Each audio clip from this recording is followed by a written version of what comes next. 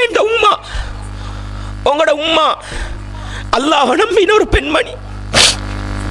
என் வாப்பா, உங்களோட வாப்பா அல்லாஹ்வுக்கு சுஜூது செய்கிற ஒரு ஆண்மகன்.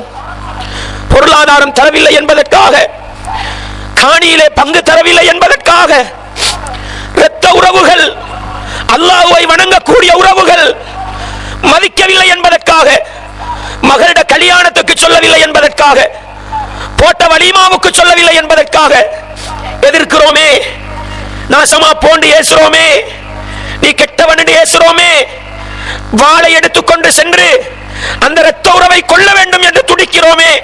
அடையப்பா, ரசூலுல்லாஹ் உம்மா மௌத்தாவி 6 வயசு 60வது வயசுல கபருக்கிட்ட நின்று கொண்டு என் உம்மா சுவர்க்கம் போகணும்னு ஆசைப்பட்டாங்களே. என் உம்மா என்ன அநியாயமும் செய்யட்டும், நான் உலகத்தில் இன்னைக்கு வாழ்றதுக்கு என் உம்மா செஞ்ச முயற்சி காரணம். என் வாப்பா என்ன செய்யட்டும், நான் இன்றைக்கு இந்த உலகத்தில் ஒரு மனுஷனா வாழ்றதுக்கு என் வாப்பா பெற்றது காரணம்.